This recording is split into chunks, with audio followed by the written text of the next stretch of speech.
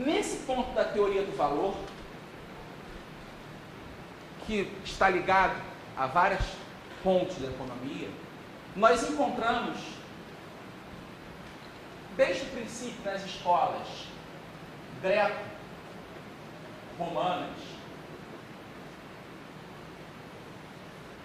alguns pensadores que vão tentar explicar como funciona a economia. Porque a preocupação central deles é a questão da justiça.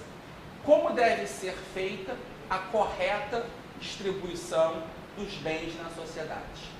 Essa é uma questão que o cerne da discussão econômica começa nesse da distribuição.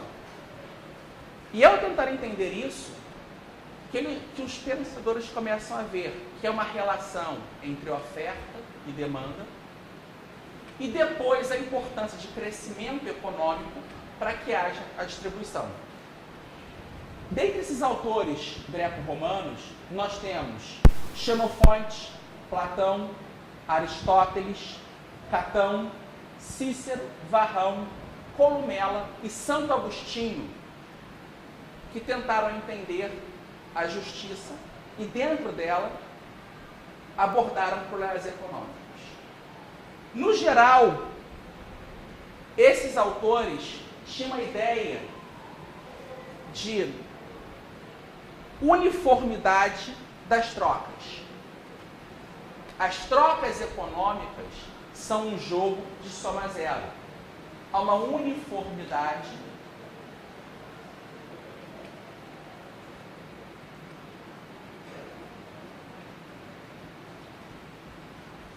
você troca uma caneta por outra. E as diferenciações, é uma visão bem quantitativa. Ah, essa caneta vale 1. Eu vou trocar uma caneta que vale 1 por duas que valem meio. As trocas sempre se equivalem. É como se não entrassem novas informações nesse sistema de trocas.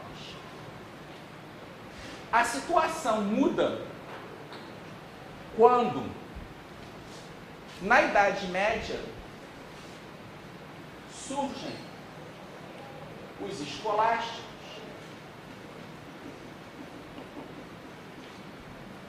que começam a entender a ideia de preço justo. Na troca, o que se busca é a noção de preço justo. Qual é o preço justo de uma mercadoria?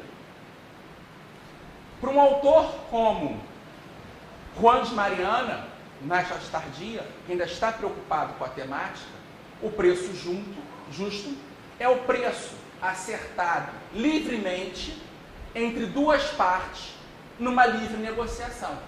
Esse é o preço justo. Ele é bem moderno, ele é austríaco nesse ponto.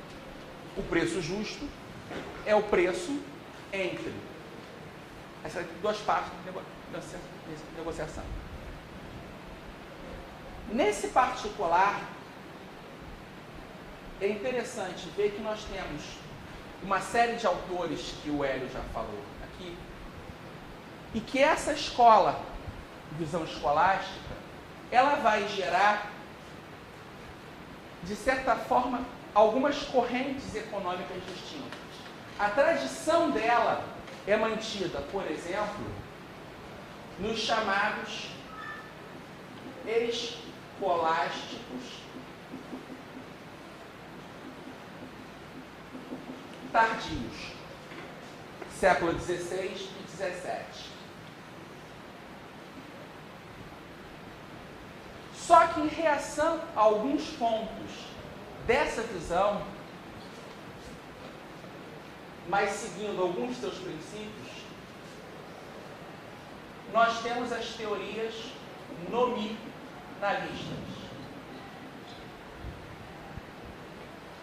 Essas teorias nominalistas vão tentar entender a questão do preço antecipando em muitos aspectos a ideia, por exemplo, da teoria quantitativa da moeda dos monetaristas. Eles estão ligados à visão de tentar compreender como, nessas relações de trocas, pode-se chegar a um valor, uma visão mais exata, mais objetiva. É a ideia da busca pelo valor objetivo. Valor objetivo. Essa corrente nominalista, ela vai influenciar, de certa forma, duas correntes econômicas da modernidade. São elas, por um lado, o mercantilismo,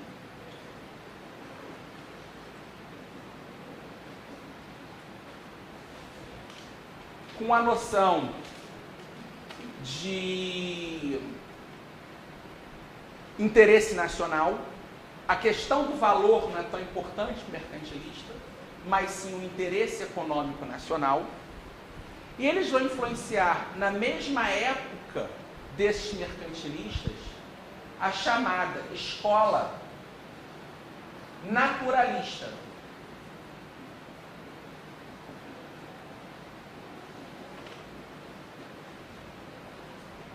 Na qual nós vamos incluir principalmente os nomes de Thomas Hobbes, John Locke, Richard Cantillon, e o mais famoso deles, Sir William Petit, que ele vai discutir a ideia da ordem natural da economia. A ordem natural. E o mercantilismo de interesse nacional.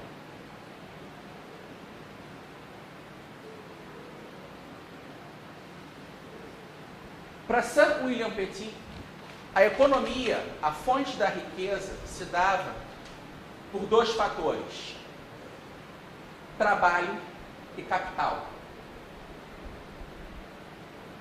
Ou seja, trabalho e terras.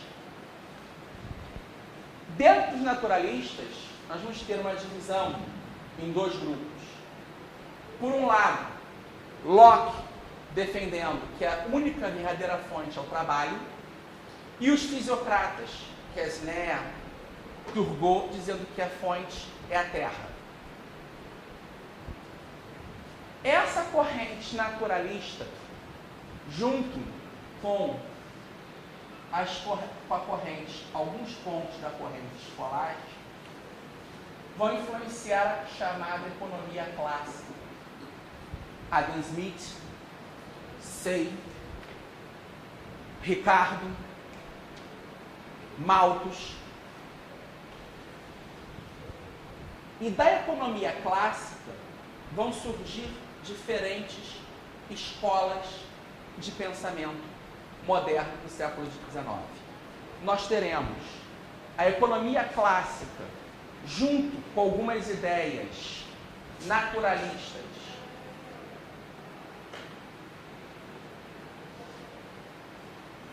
influenciando a chamada escola utilista. Deixa eu apagar aqui, vai ficar mais fácil.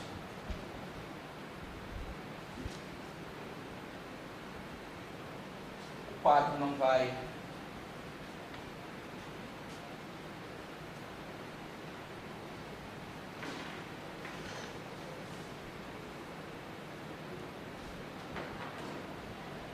Economia clássica.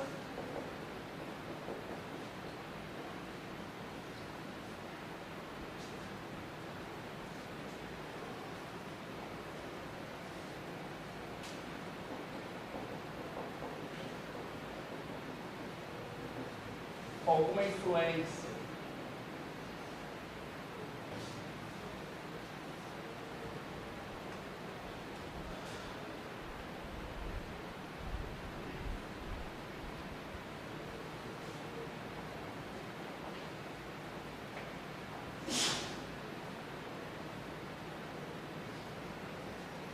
e as escolas proto-socialistas, com alguma influência dos mercantilistas.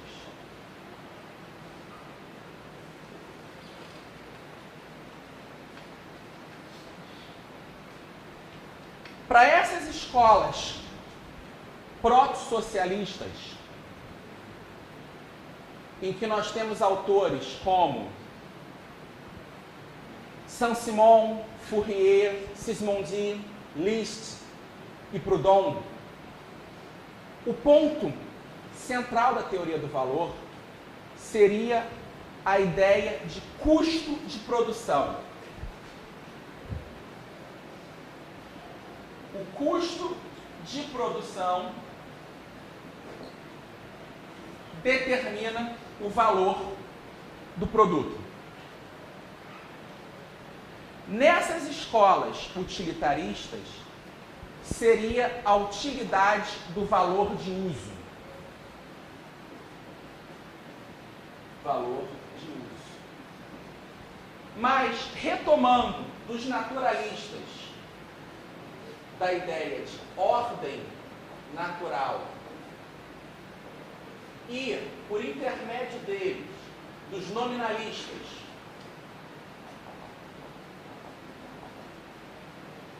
a ideia de valor objetivo, é uma teoria de valor de uso em que nós temos uma utilidade objetiva.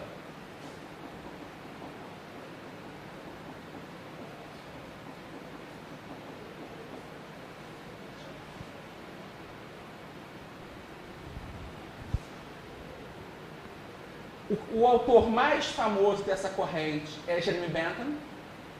Jean-Baptiste Say, apesar de não ser, no termo estrito, um utilitarista, ele tem uma teoria de valor que se assemelha dos utilitaristas, que a gente pode incluí-lo aqui. James Mill, por intermédio de Say, Bastiat tem essa compreensão. E também Hermann Heinrich Gossen, um autor citado algumas vezes por Mises em seus trabalhos. Por outro lado, nós vamos ter nesses influxos aqui, a evolução para as escolas marxistas. E essas escolas utilitaristas, nós teremos aqui a chamada escola neoclássica ou escola do valor subjetivo.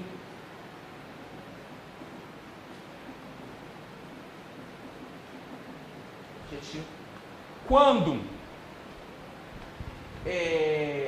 três economistas, um austríaco, Karl Menger, um suíço, francês, Léon Warrat, e um inglês, William Stanley Jevons, no ano de 1871, defendem a ideia da utilidade marginal, ou do valor subjetivo.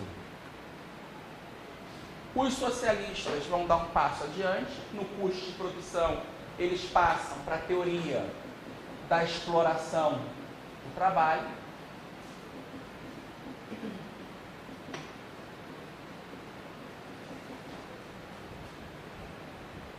E as escolas keynesianas vão sair por uma linha de um discípulo de Jevons, o Marshall, e com influxos de algumas questões naturalistas, mercantilistas, desenvolver uma outra linha.